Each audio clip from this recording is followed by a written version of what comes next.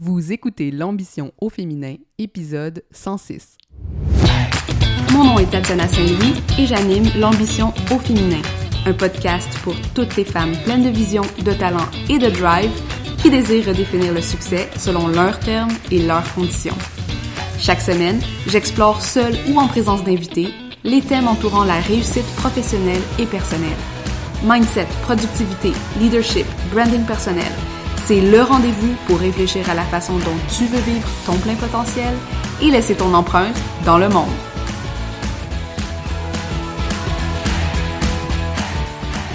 Salut les ambitieuses, comment vous allez aujourd'hui? J'espère que vous allez bien. Je vous enregistre cet épisode en plein week-end. C'est spécial. C'est pas que j'ai procrastiné sur cet épisode. J'ai l'impression que je voulais vraiment réfléchir à ce que je voulais vous dire, vraiment structurer ce que j'allais vous dire aussi. Puis, ça a donné que, voilà, hein, un épisode de dimanche, mon conjoint a été assez gentil de prendre ma fille, l'amener jouer dans un café. On est super chanceux ici dans le quartier. Il y a tellement de cafés qui sont kid-friendly, hein, qui permettent aux parents de prendre un petit break, donc des cafés avec des jouets pour les enfants, avec des tapis, avec des livres à colorier. Fait que, tu sais, c'est le fun pour tout le monde parce qu'à ce moment-là, on peut siroter notre café, lire notre article du matin. Bref, tout ça pour dire que c'est un peu hors norme dans ma vie de travailler, où j'essaye le plus possible de ne pas travailler le week-end, mais des fois, il y a des pièces de contenu comme ça qui mûrissent et qui sortent au moment où ça doit sortir, puis c'est pas nécessairement relié à l'épisode d'aujourd'hui, mais je trouve que c'est intéressant que je vous en parle.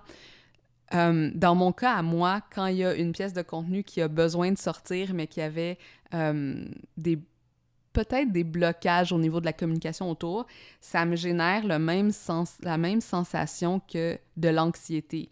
J'ai l'impression que mon cerveau est embrouillé jusqu'à ce que cette pièce de contenu-là puisse finalement sortir de mon système, et j'ai l'impression que c'est ça qui se passe avec l'épisode d'aujourd'hui. Donc, j'ai fait une tergiversation en introduction, hein, j'ai fait un petit détour, je pense, pour me réchauffer aussi pour le sujet. Et la thématique que je voulais adresser avec vous aujourd'hui, c'est justement toute cette thématique autour de l'autorité. Et c'est super intéressant à réfléchir, et encore une fois, je vous le dis, il y avait peut-être quelque chose en moi qui m'empêchait d'enregistrer cet épisode parce que pendant longtemps, j'ai eu peur du mot autorité. En fait, c'est pas que j'ai eu peur, c'est que j'ai eu peur de le présenter à toi, mon auditrice, le reste de mon audience, mon public, parce que j'ai cette croyance que c'est un mot qui a beaucoup de mauvaise presse ou de mauvaises significations qui sont associées à ça. Et je dis ça parce que quand j'ai travaillé, là ça va bientôt faire 2 ans, en tout cas, quand j'avais mis sur pause mes consultations en individuel, mes programmes en one-on-one, et que j'avais commencé à travailler sur Money Brand et ce que je voulais vraiment créer avec Money Brand, au cœur de la transformation que j'offre, il y a autorité de marque.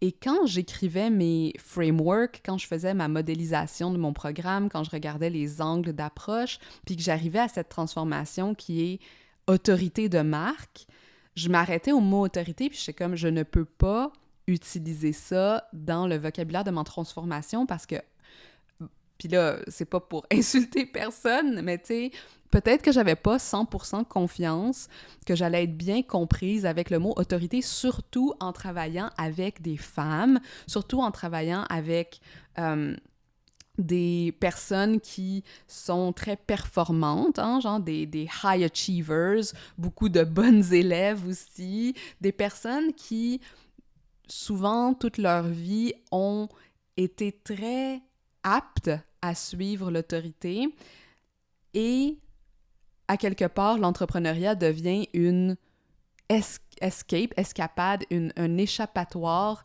de cette pression autoritaire qu'elles auraient pu avoir vécue dans leur vie. Ça, c'est une fonction, une raison pour laquelle je trouvais que c'était sensible d'utiliser le terme autorité de marque. L'autre raison, c'est que, encore une fois, parce que je travaille avec des femmes, ça prend un certain moment, ça prend une certaine évolution et transformation interne avant d'être capable de se percevoir soi-même comme une autorité.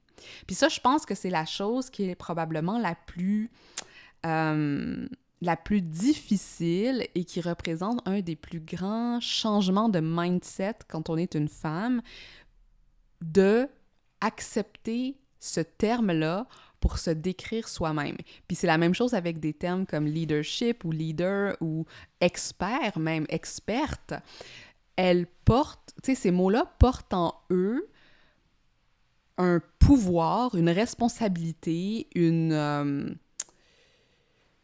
vision ou un regard qu'on se porte à soi qui est bien souvent inconfortable. Inconfortable parce que on nous a bien souvent enlevé cette croyance en notre propre pouvoir, autorité, leadership, qui finit par être vu comme négatif.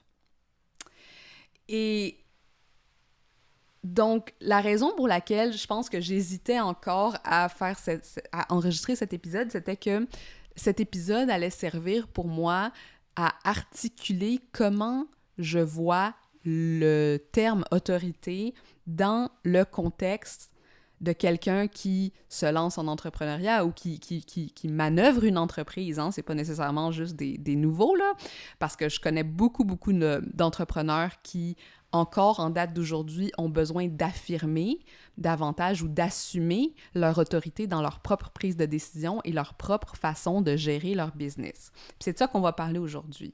Parce que la raison pourquoi, encore une fois, on a beaucoup peur du mot autorité, c'est d'un côté, on se rebelle contre cette autorité-là, mais d'un autre côté, on veut pas s'associer à un terme qui, dans notre psyché, peut vouloir venir chercher toute la dimension de l'ostracisation, l'oppression, la force, la discipline. Hein? Ça, c'est un autre mot que moi, j'ai jamais eu aucun problème avec le fait de me considérer disciplinée puis d'utiliser la discipline pour me permettre d'atteindre mes objectifs.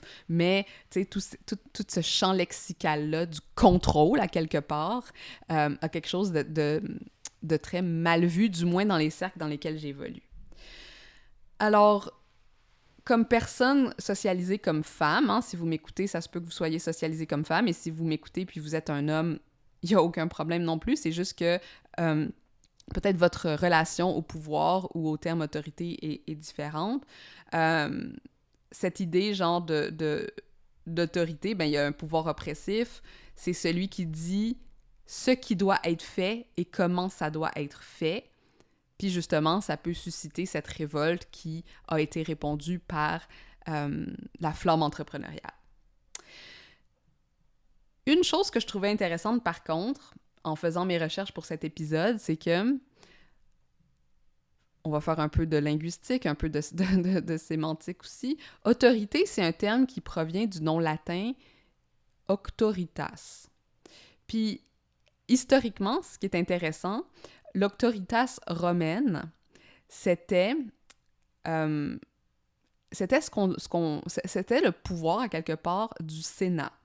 Hein? Puis le Sénat, dans les temps romains, il n'y avait pas de pouvoir décisionnaire ni exécutif. Contrairement à, puis là ici, genre, je suis en train de regarder ce que j'avais dans mes notes, hein, la potestas, hein, qui imposait la force au peuple. T'sais, peut-être qu'on peut imaginer la police du temps à ce moment-là. Donc, l'autocritas, c'était la qualité et la légitimité des anciens, qui, eux, l'avaient obtenue par héritage et transmission de la part de ceux qui avaient posé des fondations pour tout ce qui allait venir. Hein. Donc, ceux qui avaient l'autocritas, c'était ceux qui maintenaient, ceux qui étaient responsables du passé, de la lignée, de la fondation sacrée, dans le fond, de Rome. Fait que c'est intéressant ici juste de réfléchir à ça et de constater que autorité n'est pas synonyme de pouvoir. Ça peut même exister sans l'imposition du pouvoir. Puis, ça peut même être, et c'est là que ça devient intéressant pour ce que nous, on va faire en tant que femmes ou entrepreneurs du nouveau paradigme, c'est que l'autorité, l'autocritas, peut incarner un contre-pouvoir. Symboliquement, parce que justement, c'est le gardien de la fondation. L'autre chose qui est intéressant aussi, donc, je vais revenir là-dessus, autorité et autonomie vont de pair. Parce que l'autorité en soi, elle n'est pas liée à l'imposition du pouvoir, elle n'a donc pas de responsabilité face à maintenir l'ordre, elle est simplement là pour venir chercher la consécration de ce qui est considéré être comme juste ou vrai. Bon, on va ressortir un peu de la philosophie ou des termes un peu plus historiques comme ça. En anglais, authority, il y a le mot author dedans, hein, qui est auteur, la source. Authority, c'est de devenir aussi l'auteur de quelque chose, tu sais, d'action, de décision ou d'un projet, et de prendre sur soi cette qualité créative et générative des décisions. Fait qu'il y a quelque chose de super intéressant dans l'idée d'entendre dans autorité le mot auteur, parce que ça lui enlève justement, tu sais, la raison pourquoi je vous raconte tout ça, c'est qu'on veut enlever la charge oppressive au mot pour pouvoir jouer avec et voir comment on peut se l'approprier par la suite. Donc, autorité et autonomie vont de pair, puis on va développer un peu comment ça s'applique à notre rôle d'entrepreneur aussi, qui, à quelque part, est un auteur de différents contextes professionnels, de différentes offres, de différentes communautés aussi, hein, qui est une autorité dans son domaine. C'est comme ça qu'on l'utilise en français bien souvent, pour dire, ben c'est une personne qui a cette voix-là, qui a cette position-là, qui est respectable, qu'on devrait écouter et qui a une sagesse qui ne peut pas être ignorée. Donc, le problème, c'est que quand on n'adhère pas ou qu'on n'assume pas cette autorité, puis c'est pour ça qu'on en revient un peu à autorité de marque, c'est que bien souvent, on va créer des business, on va créer des calendriers éditoriaux, des positionnements, etc., qui sont basés sur des actions, mais qui ne réfléchissent jamais nécessairement à ce point de vue d'autorité qu'on essaye de venir chercher et qui va ensuite permettre à tout ce qu'on va créer par la suite d'avoir cette aura de consécration, cette aura de crédibilité, cette notoriété aussi qui vient avec le authorship. Alors, quand on est socialisé comme femme, bien souvent, on nous a enlevé ou on a travesti le terme autorité pour que ça sonne comme quelque chose, hein, on est des marâtres, on essaye genre de se mettre au-dessus des autres, on essaye de perpétuer un système de pouvoir dans lequel des gens doivent être assimilés ou des gens doivent être supplantés pour que nous, on puisse s'élever. Donc, bien souvent, ce qu'on va faire, c'est qu'on va préférer, parce qu'on a été socialisés comme femmes qui devons justement être responsables de la cohésion des groupes et aussi de la charge émotionnelle de ceux qui nous entourent, etc., on décide ou on a été conditionné à laisser de côté ou du moins à donner, je ne sais pas trop comment dire, à abandonner notre autorité aux mains des autres, parce que souvent, on va être prise dans 3 grandes conditions ou grandes réactions. Et ces grandes réactions-là, ou du moins, on est prise dans dans 3 processus, mettons, qui est la recherche de validation, hein, en numéro 1, la propension à vouloir plaire à tous, hein, en anglais, on appelle ça « people pleasing », et cette habitude, ou du moins, je dirais, incitatif à externaliser le pouvoir aux autres, à ceux qui ont davantage d'autorité ou qui sont davantage des experts ou qui ont davantage déjà le pouvoir dans certaines circonstances. Alors, on va parler de chacune de ces choses. Avant qu'on entre là-dedans, je tiens à dire que j'ai été fortement inspirée à ces 3 fonctions-là, hein, à en amener à ces 3 fonctions-là par un contenu qui était en fait genre une série de masterclass qui avait été donnée par Cara Lowenthal, qui est une coach féministe américaine. Je fais sa certification en coaching féministe en début 2023, donc c'est une de mes mentors qui est pour le moment, je travaille pas directement avec elle, mais ça va bientôt avoir lieu. Et donc, je voulais aussi souligner, dans le fond, l'apport que écouter ces masterclass m'a aidé pour transmettre ce que je vais vous expliquer aujourd'hui. Donc, on perd notre autorité quand on est prise dans un de ces 3 mécanismes-là. On va commencer avec ce besoin de validation, hein, la recherche de validation constante. Puis là, si je vous dis ça, c'est sûr que vous vous dites, ben, je suis pas mal sûre que vous êtes capable de voir dans votre vie à quel moment ou dans quelles circonstances vous êtes plus prône à ça. Hein. Quand on est socialisé comme femme, bien entendu, cette validation externe, c'est presque une drogue à laquelle on est, une drogue à laquelle on est dépendante parce que c'est cette validation externe qui continue à nous donner les petites shots de dopamine qu'on a besoin pour continuer à avancer. Puis là, vous connaissez, hein, je parle beaucoup du syndrome de la bonne élève, mais aussi de cette idée de toujours vouloir savoir comment est-ce que tu peux confirmer que ce que j'ai fait, dit ou pensé est la bonne chose parce que j'ai besoin de me faire valider par l'extérieur, sans quoi je vais errer dans cette insécurité constante par rapport à mes actions. Fait que, tu sais, quand on parle de validation externe, on parle toujours de cette idée de s'assurer qu'on est correct, hein? qu'on a bien fait les choses, qu'on est assez bonne, qu'on a fait assez de travail, qu'on est satisfaisante. Donc, on cherche là à se faire rassurer à propos de quelque chose, à propos de nous. Hein? On est drôle, on est belle, on est intelligente. On a besoin de constamment avoir de la validation externe pour se conforter dans cette idée-là.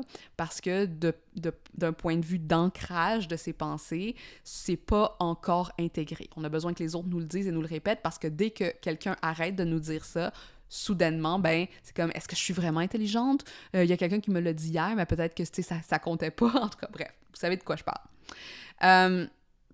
La validation externe, c'est aussi rechercher que quelqu'un nous affirme dans nos opinions, dans notre perception de la réalité, qu'on a raison dans certaines circonstances.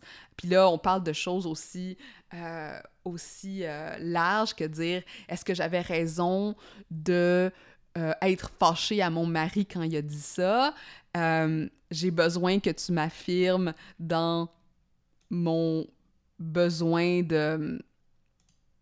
J'ai besoin que tu m'affirmes dans mon besoin de me dire ce que je devrais manger ce midi pour être correct avec ma conscience. Est-ce que tu peux lire ce courriel que j'ai envoyé? Est-ce que j'étais trop bête ou est-ce que j'étais correct? Hein? Ce genre de validation externe, ça fait aussi partie de cette dimension-là. C'est sûr que c'est pas de notre faute nécessairement, hein, surtout quand on a grandi dans la société dans laquelle on vit, de chercher ou d'être dépendante de cette validation externe parce que on a été socialisé à croire que notre valeur, que notre worthiness, comme ils disent en anglais, est déterminée parce que ce que les autres vont penser de nous. On nous apprend pas qu'on est assez en soi, hein, puis hier même, je faisais le commentaire à mon mari, je voulais me faire un masque, puis je lisais, tu sais, un masque dans une routine de self-care, puis je lisais à propos de cette routine, puis c'était comme comment corriger les pores de ta peau et comment s'assurer que, tu sais, genre, tu vas avoir l'air jeune à jamais. Puis on a intégré ce genre de routine de correction de soi parce que les autres doivent nous valider à travers notre valeur, comme même faisant partie de notre routine de self-care. Fait que même dans notre self-care, on est imprégné par cette notion de pas être assez, hein? Pas avoir l'air assez jeune, pas avoir l'air assez reposé, pas être assez intelligente pour faire X, Y ou whatever. Quand on reçoit de la validation externe, naturellement, on en parlait, hein, ça fait un petit peu de dopamine, on va faire réduire le stress qu'on ressent dans l'incertitude. Puis c'est comme ça qu'on devient dépendante de ce cycle-là. C'est parce que à force de toujours être en état de danger, entre guillemets, à savoir comme est-ce que c'est vrai que les gens m'aiment? Est-ce que c'est vrai que je suis une assez bonne partenaire? Est-ce que c'est vrai que je suis une assez bonne collègue? Il faut que quelqu'un vienne me rassurer autour de ça. Ben, dès qu'on reçoit cette réassurance, puis ça peut avoir lieu au niveau des évaluations qu'on fait de nous, mais aussi des fois, c'est vraiment juste de dire, ben, est-ce que j'ai vendu 5 places parce que ça va confirmer que je fais du bon travail, 5 places dans mon programme ou quelque chose comme ça. Ben là, on a cette réponse de dopamine qui ne dure pas très longtemps, on s'entend, mais qui nous permet ensuite de faire réduire le stress ou la menace qu'on ressent au niveau de notre système nerveux quand on est dans cette période de doute-là. Mais c'est ça. Fait que le problème, c'est que on a aussi été socialisé qu'on ne peut pas prendre nos propres décisions et qu'on a besoin de s'assurer que quelqu'un d'autre qui a l'autorité va nous dire ce qui est de mieux pour nous ou va nous confirmer dans ce qu'on aurait probablement déjà pensé par nous-mêmes, mais qu'on a besoin d'avoir cette validation pour être sûr qu'on ne s'est pas trompé. Mais comme on sait, hein, la validation, ça ne dure jamais très longtemps. Et c'est pour ça que beaucoup du travail qu'on doit faire, pas simplement en coaching pur et dur, mais selon moi, dans tout le travail qu'on fait au niveau de l'entrepreneuriat, puis du marketing, puis de la visibilité, c'est qu'on doit créer de la validation interne, hein, qu'on doit créer de la valeur intrinsèque, de comprendre, de bien s'ancrer et d'assumer cette valeur intrinsèque-là. Et personnellement, tu sais, dans les programmes que moi, je roule, le travail qu'on fait autour de l'offre de service, c'est intimement lié à cette valeur intrinsèque-là. C'est intimement lié à comment est-ce que nous, on peut percevoir dans ce qu'on est en train de créer qu'il y a une expertise, une autorité et un pouvoir qui va bien au-delà que ce que le monde externe pourrait venir nous donner comme type de validation. Donc, c'était intéressant parce que dans une des masterclass de Cara Lowenthal, quand elle parlait de validation externe, elle avait suggéré aussi, puis là je vous le donne parce que je trouve que c'est intéressant de l'avoir dans le fond de sa poche hein, quand même, quand on a besoin de prendre une décision et on veut ne pas tomber dans ce pattern-là, hein, de dire comme est-ce que ma mère m'a dit que c'était correct que je fasse ça? Est-ce que ma coach me donne le feu rouge? Est-ce qu'elle me donne la permission de le faire? Ben, tu sais, c'est toujours de savoir ben, comment, quand je prends mes décisions, c'est quoi les valeurs sur lesquelles je m'oriente. Puis ces valeurs, ça peut être aussi des valeurs par rapport à comment on va se percevoir dans cette prise de décision. Hein? Par exemple, je vais prendre une décision et je ne vais pas douter de moi ou tu sais, je vais respecter ma décision, peu importe ce qu'elle est. Tu sais, ça peut être une valeur à travers laquelle on peut passer. Donc, orienter nos décisions par rapport à nos valeurs et ensuite aligner nos actions par rapport à ces valeurs-là aussi. Fait que ça, c'était juste quelque chose que je voulais vous dire par rapport à la prise de décision. Maintenant, deuxième fonction ou deuxième espace dans lequel on est puis dans lequel notre autorité bien souvent est laissée aux autres, c'est cette propension qu'on a à vouloir plaire à tous. Hein? En anglais, on appelle ça le people pleasing, puis c'est quelque chose qui est fondamentalement lié à une réaction traumatique. Hein? là, je les ai pas devant moi, comment je les avais traduits, mais on appelle, par exemple, il y a 4 grandes réactions traumatiques en ce moment qui sont communiquées ou du moins explorées dans tout ce qui est la psychologie, puis l'anthropologie, puis la sociologie. C'est que on a 4 réponses traumatiques qui sont fight, flight, freeze, fond ou appease, ça dépend pour le 4e. Mais tu sais, on connaît fight or flight, hein, genre comme on combat ou on se sauve. Là, j'ai pas les termes en français pour vous les traduire, là, parce que j'étudie beaucoup ces concepts-là en anglais. Mais on a 2 autres réactions traumatiques qui est comme fight, flight, freeze, hein, on paralyse, appease ou fawn. Et ça, appease, c'est on va rentrer bien souvent dans le people pleasing, dans vouloir minimiser le conflit en faisant descendre la tension, en se fondant dans le conflit et en essayant d'apaiser ce que les gens pourraient ressentir. La problématique, par contre, de ça, c'est qu'en faisant ça, on manipule à quelque part l'environnement de sorte à ce que on soit considéré comme étant plus acceptable et on fait fi, on élimine tout ce qui était conflictuel de notre côté. Donc, on vit dans une espèce de on vit une double vie parce que d'un côté, ben, on est ces personnes qui sont comme, oui, je suis tout le temps vraiment très... tu sais, je pense tout le temps à comment les autres se sentent, etc. Mais parallèlement, on pense quelque chose de complètement différent, on se sent super activé, on est super triggered et on continue à avoir ce type de réaction-là simplement parce qu'on veut pas on veut pas réactiver le conflit, mais à cause de ça, ben, on reste dans cette réaction traumatique. Alors, c'est bien entendu lié à cette socialisation qu'on a de penser qu'en tant que femme, on doit être de service, hein? On doit servir les autres.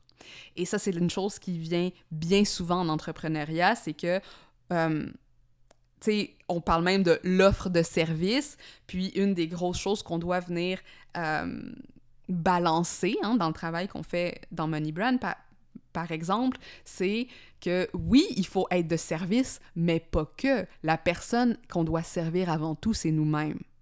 Et comment est-ce qu'on va créer une entreprise, une offre et des systèmes qui vont nous supporter dans ce qui va nous servir, nous, avant tout, mais qui, parallèlement, est de service pour la société? Parce que ce que je trouve, c'est qu'il y a beaucoup trop d'entrepreneurs qui ne vivent des vies que dans le service de l'autre, des entreprises dans le service de l'autre, et à travers ça, ben, vivent à travers des burn-out, de la désillusion et même de l'auto-sabotage parce que, à quelque part, elles sont en train de travailler contre leurs propres besoins, leurs propres désirs. Fait que cette notion-là de people-pleasing, de vouloir plaire à tous, c'est hyper insidieux parce qu'on a l'air de faire la bonne chose selon ce que nous, on pourrait croire de nous-mêmes et le rôle qu'on voudrait s'assigner, mais parallèlement, on est non seulement en train de présenter un mensonge aux autres, hein, parce que c'est pas vrai que tout ce qu'on fait, on le fait de bon cœur ou peu importe, on vit une mascarade, mais aussi on s'empêche de asseoir notre autorité parce que cette autorité-là pourrait impliquer de changer certains modes de faire, de changer certaines audiences ou certains publics qui impliqueraient, encore une fois, de ne pas pouvoir plaire à tous. Et ça, c'est extrêmement activateur pour beaucoup, beaucoup de personnes avec qui je travaille, qui ont été socialisées comme femmes, parce que c'est comme, qu'est-ce qui arrive si telle personne me demande ça, puis je peux pas le servir? Bon, à réfléchir. Et la troisième dimension, dans le fond, c'est tout ce qui est cette externalisation du pouvoir. Cara Lowenthal, dans sa masterclass, parlait de « power outsourcing », donc externaliser le pouvoir aux autres.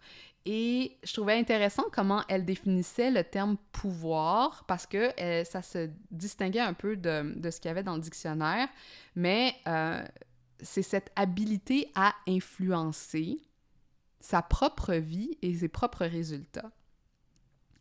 Et quand on va externaliser le pouvoir, si on le prend selon cette définition-là, c'est qu'on va aller donner aux autres la puissance, le contrôle de déterminer l'influence, de prendre l'influence sur notre vie.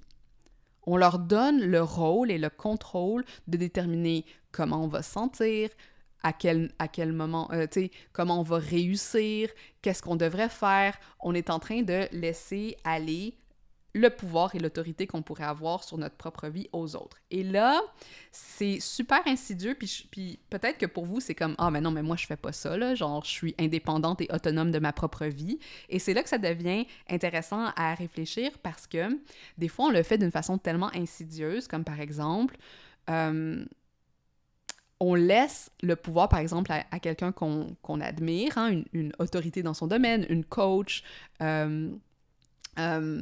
je sais pas, nos parents, ou même des fois, c'est des anciennes versions de nous-mêmes, de déterminer comment on va agir et sentir. On va se laisser contrôler par ces autres personnes, notamment sur se juger soi-même, juger nos actions, déterminer si une décision était bonne ou non, et se dire que, par exemple, elles sont responsables de notre bonheur en date d'aujourd'hui, hein?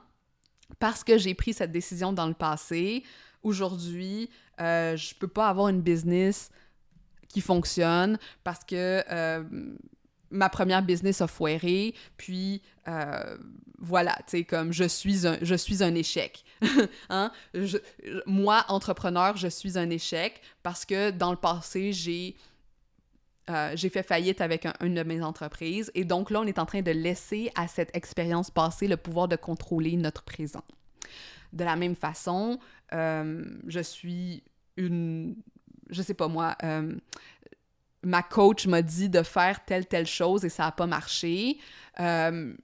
J'ai pas eu les ventes que je m'attendais à avoir, j'ai pas eu le retour sur investissement que je m'attendais à avoir. On est en train de donner le pouvoir à un programme ou à une personne ou à une autorité de déterminer quel type de résultats on va obtenir et pourquoi ces résultats se sont déroulés. J'ai une audience où mes clients ont toujours peur d'investir. C'est pour ça que là, aujourd'hui, je n'ai pas la business que je voudrais. La récession est en train de... la récession ralentit les ventes. C'est la raison pour laquelle, genre, en ce moment, ça va lentement. Fait que, tu sais, c'est insidieux parce que ça a l'air de fait, hein? Ça a l'air vrai quand on se le dit comme ça, mais quand on y réfléchit, on voit qu'on a laissé à quelque chose d'autre, une circonstance, un passé ou des choses comme ça, le pouvoir, dans le fond, sur nos circonstances présentes. Et ça, c'est très, très dangereux parce que ça nous enlève l'autorité du présent, l'autorité sur la décision présente. Puis une chose qui est intéressante aussi, fait que c'est important ici là, de se rappeler que, ou de se poser la question du moins, à savoir, c'est qui que je rends responsable pour mon succès actuel, mon bonheur actuel ou mon absence de bonheur et la valeur que je me donne. Puis juste s'asseoir avec cette question, hein, qui je rends responsable de ça? C'est un gros face-à-face qu'on a avec nous-mêmes. Puis encore une fois, tu sais, c'est facile. Genre, on va le faire parce que c'est tellement plus facile de suivre ce que les autres vont nous dire que de prendre nos propres décisions, parce qu'avec nos propres décisions, avec notre propre autorité puis notre leadership, on doit prendre 100% des résultats sur nous. Et ça, ben, tu sais, jusqu'à ce qu'on ait l'ancrage de caractère et l'ancrage de positionnement et comme la capacité de gérer notre système nerveux à travers tout ça, ça va toujours être challengeant puis on va toujours vouloir laisser ça à l'autorité de quelqu'un d'autre. Puis tu sais, là, on parle de l'autorité dans tous les domaines, hein, tu sais, laisser les autres, tu sais, puis là, ça implique vraiment tout, genre, dans laisser les autres décider pour nous. Puis c'est pour ça que les gens qui sont dans Money Brand avec moi vont le savoir, puis c'est frustrant parce que des fois, je suis comme... Je vois qu'on essaie de me donner une autorité ou un jugement sur quelque chose et je dois toujours le refléter à la personne qui me pose la question. Même dans des questions, c'est comme, je leur pose souvent la question, est-ce que tu me demandes une permission, une prescription, une perspective? Parce que là, en ce moment, tu es en train, genre, de me donner l'autorité sur ta vie. Et moi, je l'ai jamais demandé, cette autorité-là. Moi, je suis là pour te refléter ta propre autorité, ta propre sagesse, ta propre connaissance, ton propre leadership. Mais pour ça, il faut sortir de cette espèce de transfert de pouvoir constant. C'est comme, dis-moi quoi faire, dis-moi comment le faire, dis-moi si c'est correct ce que j'ai fait, dis-moi, confirme-moi, montre-moi la voie, etc., etc., pour finalement dire, ben si ça marche pas, c'était pas moi. C'était quelque chose d'autre, c'était quelqu'un d'autre. Puis une chose qui est intéressante aussi, c'est à quel point on externalise ce pouvoir-là, parfois même à notre moi futur. Hein? Dans le sens, je vais pas faire ça, par exemple, parce que je pourrais pas le faire de façon parfaite. Parce que je vais être occupée dans 6 mois, puis je vais avoir une job à temps plein, puis je pourrais pas venir à tous les appels, puis je pourrais pas faire le travail de la façon que je voudrais le faire à 100%. Donc, mon moi futur, là, parce qu'il ne pourra pas être parfait dans ces conditions-là, préfère ne pas prendre la décision en date d'aujourd'hui. Puis ça, encore une fois, c'est super insidieux parce qu'on a l'impression d'être très empowered dans cette décision-là, mais, encore une fois, on prend une décision par rapport à quelque chose qui est hypothétique et externe à nous, et on s'empêche de prendre la décision en date d'aujourd'hui et d'assumer les conséquences et les résultats à 100%. Bon, je vous ai parlé de permission, prescription, perspective. C'était une publication que j'avais faite sur mon Instagram aussi. Je vais peut-être vous mettre le lien ici. Mais c'est important à garder en compte parce que, surtout si vous êtes dans des relations de coaching, vous êtes même, si vous allez chercher des formations, des choses comme ça, par exemple, tu sais, oui, vous pouvez aller chercher des formations pour savoir, tu sais, je sais pas moi, comment coder un truc sur votre site. Tu sais, c'est vraiment un how-to, mais de savoir où vous allez chercher ces manuels-là. Tu sais. Est-ce que vous allez les chercher à comment est-ce que je fais pour être heureuse dans ma vie? Comment est-ce que je fais pour... tu sais, des choses que, ultimement, vous allez devoir trouver par vous-même et vous pouvez le faire avec de l'accompagnement, mais de savoir que cet accompagnement-là ne prendra jamais la place de votre autorité. Parce que c'est la job de personne de nous rendre heureux, c'est la job de personne de nous rendre successful, hein, où personne n'est responsable de notre succès. Et le moment où on accepte pleinement cette autorité-là, c'est là que là, on commence à prendre vraiment des décisions autonomes, courageuses, intègres, parce que sans ce changement de mindset-là, on reste toujours prisonnière de nos cycles traumatiques, notre besoin de validation et... puis je veux pas dire que c'est de la paresse, c'est vraiment comme quand on externalise le pouvoir, mais c'est vraiment cette notion de préférer de se faire prendre en charge plutôt que de prendre en charge notre propre vie. Puis ultimement, puis là, quand je parle de vie, hein, je parle d'entreprise aussi, c'est la même chose pour moi, genre on est sur les mêmes plans. Quand on décide de devenir le centre des décisions, le centre de ce qui va se passer par la suite et d'accepter l'imperfection de ce qui s'en vient et qu'on avance quand même, là vraiment, on prend en charge notre leadership et là vraiment, on devient une autorité de marque.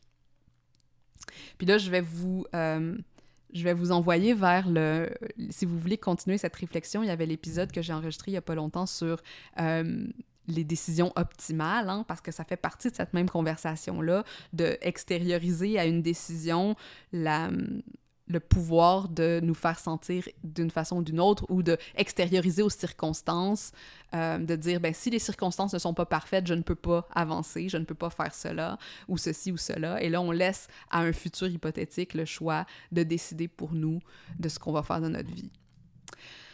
All right! Encore un bel épisode dense. J'ai hâte de voir ce que vous allez ressortir de cette conversation. Comment le terme « autorité » résonne pour vous?